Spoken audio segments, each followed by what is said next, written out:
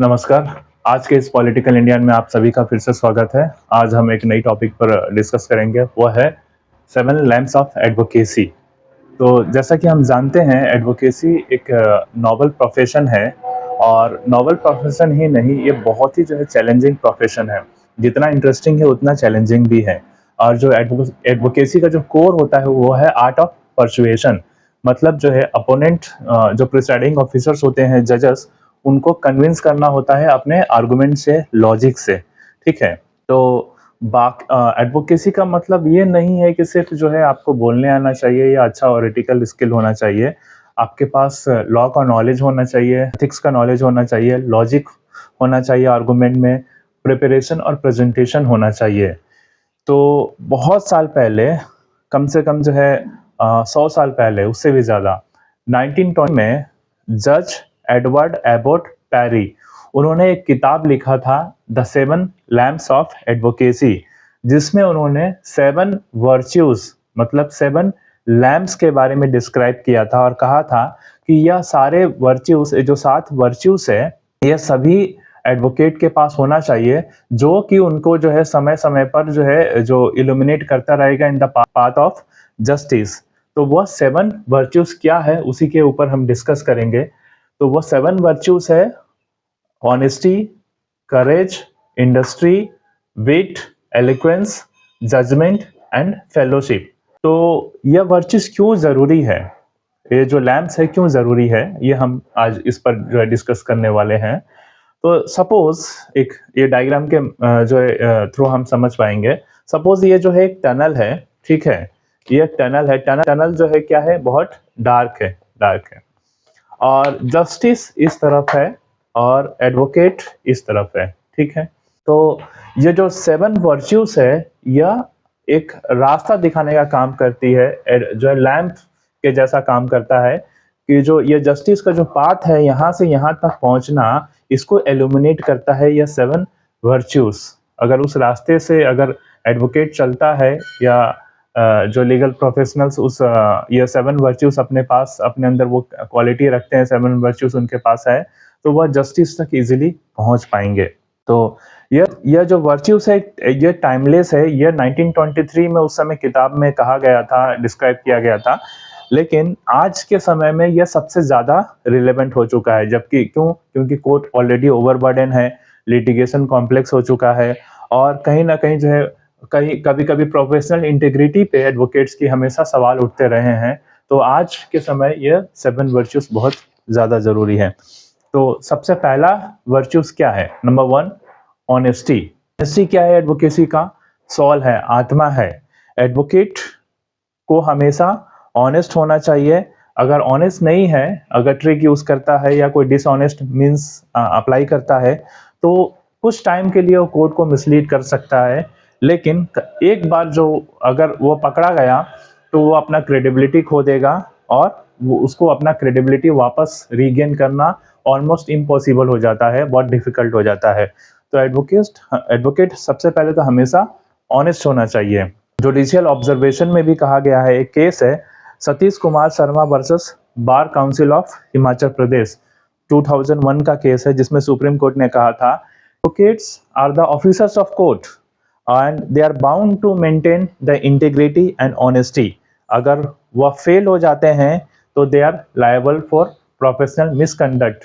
कहीं ना कहीं क्लाइंट भी बहुत एडवोकेट्स के ऊपर ही डिपेंड रहता है जस्टिस के लिए।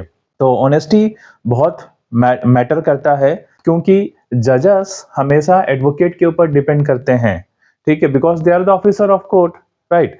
सो अगर एडवोकेट कोई फैक्ट को सप्रेस करता है, अगर कोई ओवर रूल्ड केसेस को साइट्स करता है या फैब्रिकेटेड एविडेंस प्रोड्यूस करता है, तो पूरा का पूरा एंटायर, सिर्फ क्लाइंट ही नहीं, पूरा का पूरा एंटायर सिस्टम जो है सफर करता है। तो इसीलिए कभी भी जो है झूठ नहीं बोलना चाहिए, कोई जो है मिस रिप्रेजेंटेशन, कोर्ट को मिसगाइड नहीं करना चाहिए, चाहे वो एडवोकेट प्रोसिक्यूशन की तरफ से हो या फिर वो डिफेंस की तरफ से।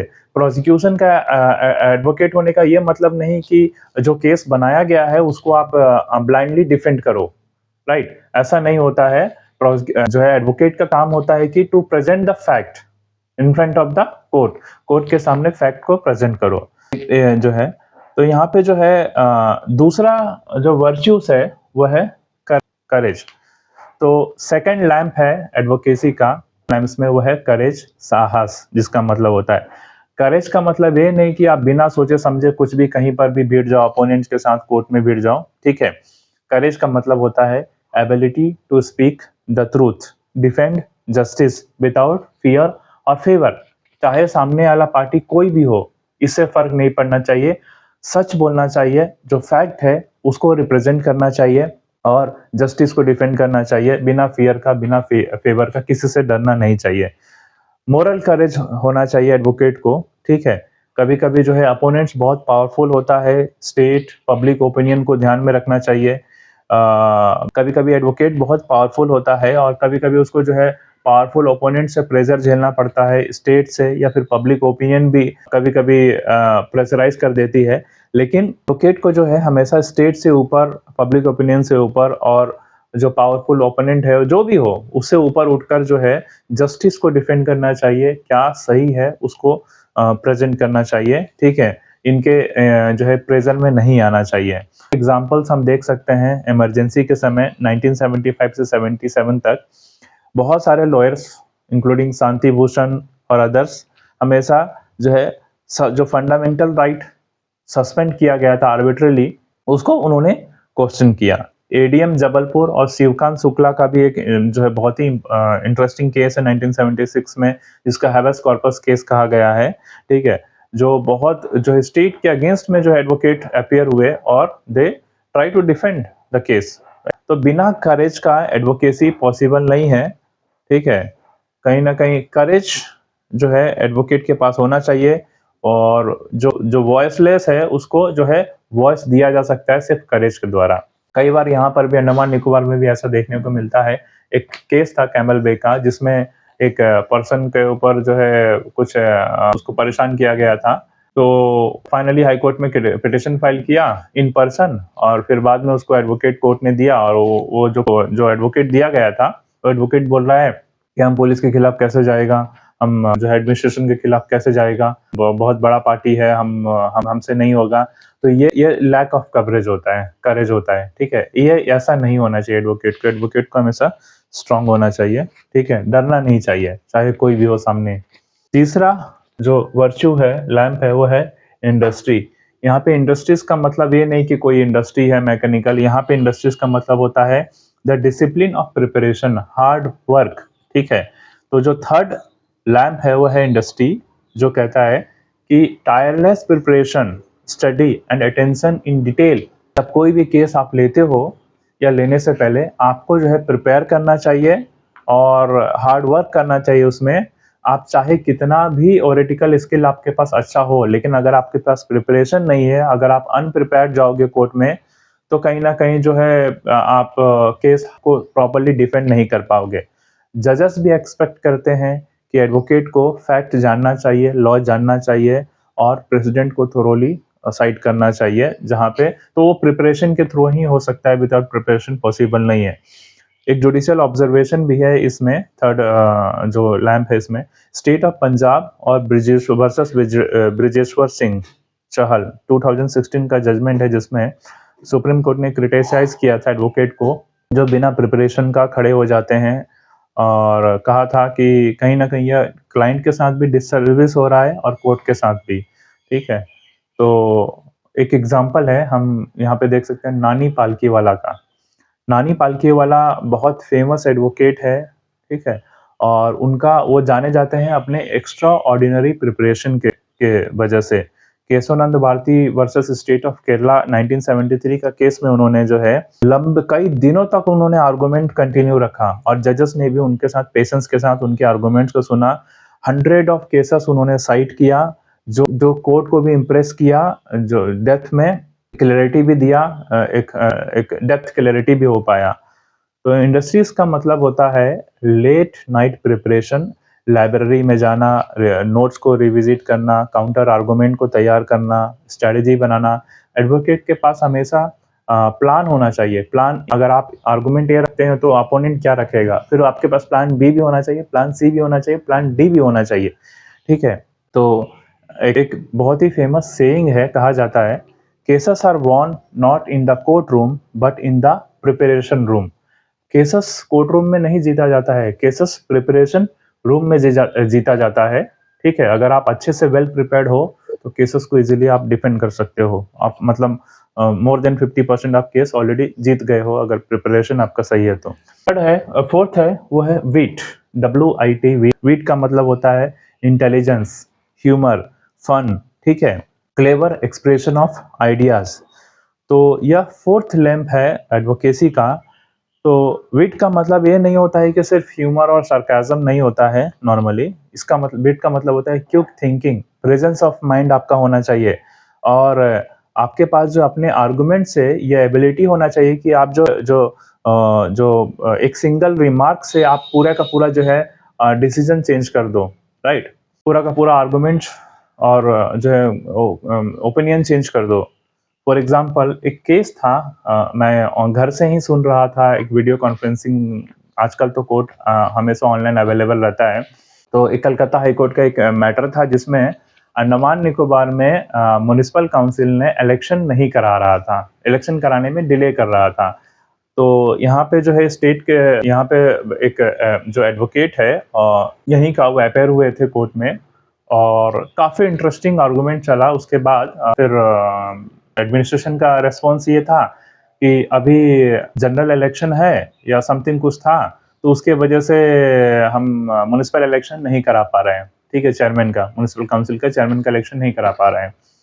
तो वहाँ पे जो है एक ह्यूमर ये दिया गया, ठीक है, कि suppose tomorrow SHO will not investigate the murder case because he said that there is an election day after tomorrow. Is it good? तो मतलब सब लोग हंसने लगे। तो ये जो है विट क्या करता है, यह कहीं ना कहीं एक टेंशन को डिफ्यूज करने में काम करता है, और कॉम्प्लेक्स चीज़ों को जो है क्लैरिटी के साथ बताया जा सकता है, लॉजिक के साथ। और कभी कभी जो है कोई पॉइंट जो है एक ब्रेविटी के साथ कोई पॉइंट को आप रिप्रेजेंट कर सकते हो, अपना पॉइंट रख सकते हो। तो एक बात सेम इसी तरीके से जो एक विट का एक एग्जांपल है लॉर्ड एर्स्काइन का, ठीक है, जो इंग्लैंड के ग्रेटेस्ट एडवोकेट जाने जाते हैं, फेमस है अपने विट के वजह से वो फेमस है। एक बार जो है उनको कोर्ट में एक्यूज किया गया कि जो है आप बहुत यंग है टू नो द लॉ। तो उन्होंने अपने जो है एक ह्यूमर के साथ उन्होंने रिएक्ट किया, ट्रू सच है कि हम जो है बहुत यंग है, लेकिन जो लॉ है वो जो है ओल्डर है आपसे भी और मुझसे भी, and I will speak for it, I will speak for the law, right. तो उसी तरीके से इंडियन एडवोकेट्स भी कुछ फेमस है, अच्छे अच्छे जो है लॉयर्स, वो है फली एस नरीमन, जो अपने शार्प विट के लिए जाने जाते हैं, जो कोर्ट में जो है विट के ह्यूमर के थ्रू थोड़ा सा जो है कोर्ट में टेंशन को डिफ्यूज करने की कोशिश करते हैं। ठीक है, विट कहीं ना कहीं जो है लॉयर्स को ह्यूमनाइज करता है, उनको एंगेज रखता है, आर्गुमेंट को मोर परसुएसिव वे में जो है आप रख सकते हो। ठीक है, ये विट एक फाइन आर्ट ऑफ एडवोकेसी होता है जो लॉ को रीजनिंग में ट्रांसफॉर्म कर देता है। ठीक है, सेंस कहीं ना कहीं सेंसिबल आर्गुमेंट दिया जाता है विट के थ्रू। नेक्स्ट है एलोक्वेंस, फिफ्थ लैम्प है एलोक्वेंस। एलोक्वेंस का मतलब होता है परसुएशन, आर्टिकुलेशन, एक्सप्रेसिवनेस, ठीक है, फ्लुएंसी। सो एडवोकेसी ऑलरेडी एक, जैसा कि मैंने कहा अभी, एक आर्ट ऑफ परसुएशन है, एक्सप्रेशन है। तो ये जो परसुएशन है डिपेंड करता है, एडवोकेसी डिपेंड करता है परसुएशन के ऊपर, कि आप किस तरीके से कन्विंस करते हो जजेस को। ठीक है, अपने आर्गुमेंट्स के थ्रू आप अपने आर्गुमेंट को किस तरीके से रखते हो। कभी कभी बहुत अच्छा मेरिट वाला केस में भी हार जाते हैं, फेवरेबल जजमेंट नहीं मिल पाता है, बिकॉज एक्सप्रेशन का क्वालिटी नहीं हो पाता है एडवोकेट के पास, अच्छे से एक्सप्रेस नहीं कर पाता है। ठीक है, तो एडवोकेसी कंप्लीटली डिपेंड करता है परसुएशन पर। ठीक है, परसुएशन कोई ऑर्नामेंटल स्पीच नहीं है, कहीं ना कहीं परसुएशन क्लैरिटी के साथ होना चाहिए, कन्विक्शन होना चाहिए उसमें, और ब्रीफ होना चाहिए। कई बार जो है कहा गया है, एक केस, केशवानंद भारती का ही केस ले लीजिए एग्जांपल के लिए। 1973 में नानी पालकीवाला ने बहुत ही अच्छे तरीके से बेसिक स्ट्रक्चर डॉक्ट्रिन को एक्सप्लेन किया था, और कहीं ना कहीं जो है one of the finest movement रहा है एडवोकेसी में, जो इतने बढ़िया से जो एक्सप्लेन किया गया और फिर जाके जो है बेसिक स्ट्रक्चर डॉक्ट्रिन सामने आया, ठीक है? तो कोर्ट हमेशा जो है एडवोकेट्स को भी कई बार रिमाइंड करते रहता है कि आप अपने सबमिशंस को बहुत ही जो है क्लैरिटी के साथ और बहुत ही ब्रीफ में समझाने की कोशिश करो, क्योंकि जजेस के पास बहुत ज़्यादा टाइम भी नहीं रहता है। तो पर्सुएशन का क्वालिटी होना चाहिए, एलोक्वेंस का क्वालिटी होना चाहिए एडवोकेट में, यह उनके पास बहुत ज़रूरी है कन्विंस करने के लिए। आप किस तरीके से मैटर को जो है प्रेज़ेंट करते हो, टाइमिंग को ध्यान में रखते हुए, ठीक है? ऐसा नहीं है कि आप बहुत लंबे समय तक आर्गुमेंट करते रहो और कोर्ट आपको सुनता रहेगा, ऐसा नहीं होता है। कभी-कभी क्या होता है कि कोर्ट के पास लिमिटेड टाइम होता है, उसका नंबर ऑफ केसेस बहुत ज़्यादा, ऑलरेडी हमारे देश में 5 लाख से ज़्यादा, 5 करोड़ से ज़्यादा केसेस पेंडिंग है, तो इतना समय नहीं होता है कोर्ट के पास। तो कोर्ट को ब्रीफ में आपको एक्सप्लेन करना होगा, पर्स्यू करना होगा, कन्विंस करना होगा। तो आपके पास एक्सप्रेशन का क्वालिटी होना चाहिए, आप लंबे-लंबे पैराग्राफ को बहुत ही शॉर्टकट में छोटे तरीके से साइट कर सकते हो, ठीक है? एक्सप्लेन करने का क्वालिटी होना चाहिए। नेक्स्ट है, वो है जजमेंट। जजमेंट का मतलब द विज़डम ऑफ चॉइस, ठीक है? यहाँ पे जजमेंट का मतलब होगा द विज़डम ऑफ चॉइस। तो यह सिक्स्थ लैंप है एडवोकेसी का, वो है जजमेंट। तो एडवोकेसी का मतलब सिर्फ यही नहीं होता है कि जो है आप जानते हो और आप बोलना जानते हो, ठीक है? कि क्या बोलना है। एडवोकेसी का मतलब ये भी होता है कि क्या हमें कोर्ट को में नहीं बोलना है, ये भी उतना ही इम्पोर्टेंट है। जितना बोलना जितना इम्पोर्टेंट है, उतना क्या नहीं बोलना है कोर्ट के सामने, ये भी उतना ही इम्पोर्टेंट है।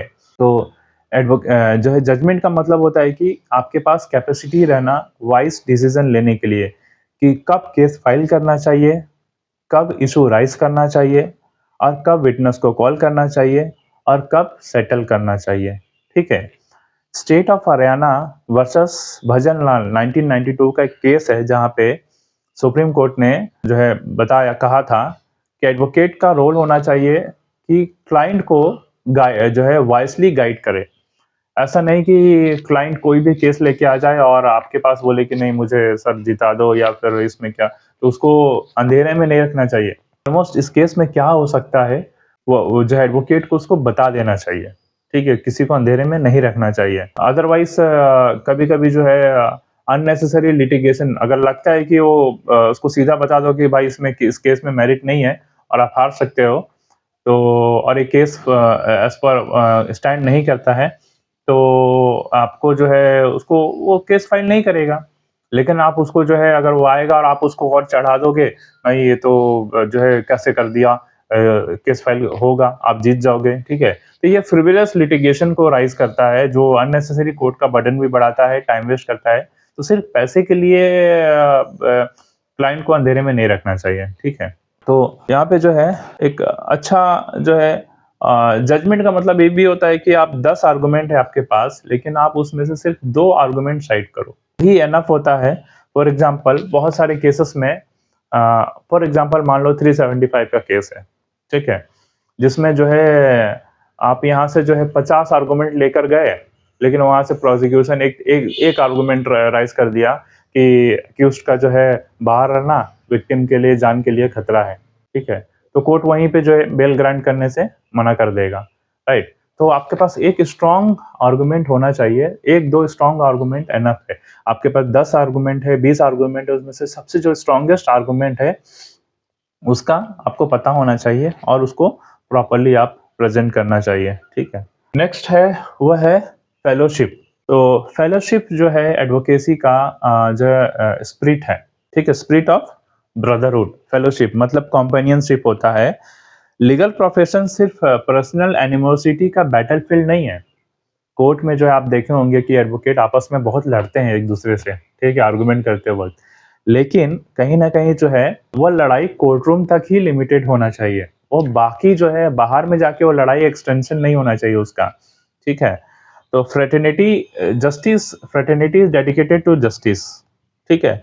यहाँ पे जो है अपने जो फेलोशिप का मतलब है कि अपने अपने जो कलीग्स है उसके तरफ कर्टेसी होना चाहिए, सीनियर को रेस्पेक्ट देना चाहिए, जूनियर्स को गाइड करना चाहिए और कोर्ट स्टाफ के साथ कोऑपरेट करना चाहिए। और बार काउंसिल ऑफ इंडिया का भी रूल है जो कहता है कि जो एडवोकेट को हमेशा कोर्ट में डिग्निटी मेंटेन करना चाहिए, पर्सनल अटैक से हमेशा जो है क्या है अवॉइड करना चाहिए, बचना चाहिए और अपने जो जजेस है, फेलोस है, जूनियर्स, सीनियर्स, उनको रेस्पेक्ट देना चाहिए, ठीक है।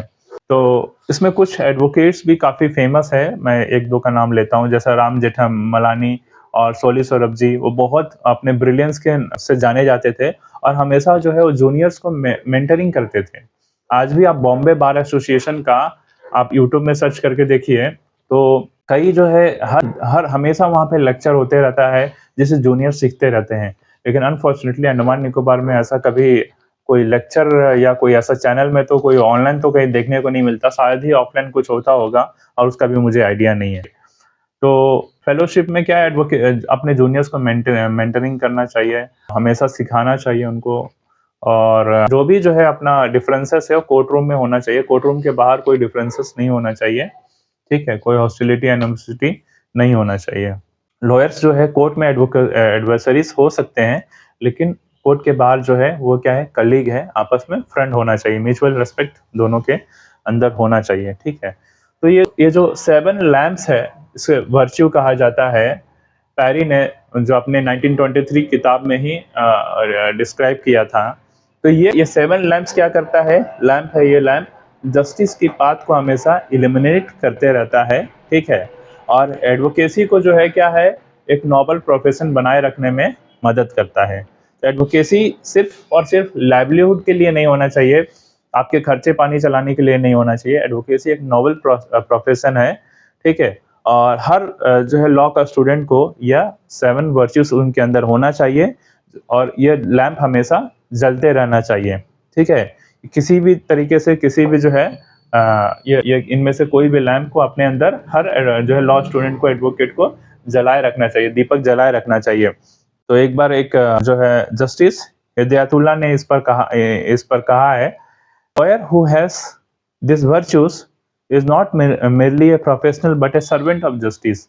एक जो लॉयर है, कोई लॉयर, उसके पास अगर ये 7 वर्च्यूज है, तो वह सिर्फ और सिर्फ जो है प्रोफेशनल नहीं होगा, वह प्रोफेशनल के साथ साथ जो है जस्टिस का सर्वेंट होगा, सर्वेंट ऑफ जस्टिस होगा, राइट।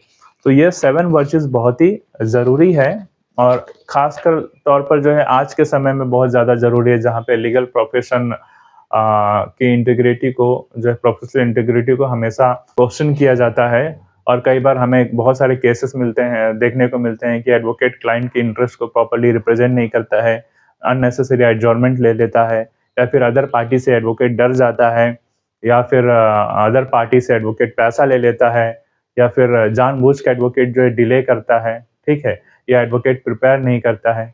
तो आज के समय में जो लिटिगेशन कॉम्प्लेक्स हो चुका है, कॉम्प्लिकेटेड हो चुका है, और जहां प्रोफेशनल इंटीग्रिटी को बहुत ज़्यादा क्वेश्चन किया जाने लगा है, लोगों का धीरे धीरे लॉ जो है मतलब अपने एडवोकेट्स पर से भरोसा उठता जा रहा है, बहुत ज़्यादा लोग खुश नहीं रहते हैं। तो आज के समय में कहीं ना कहीं ये 7 वर्च्यूज कहीं ना कहीं ऐसा लगता है कि एडवोकेट्स भूल जा रहे हैं, उन्हें पढ़ाया जाता है प्रोफेशनल एथिक्स में और उनको यह याद रखना चाहिए, ठीक है।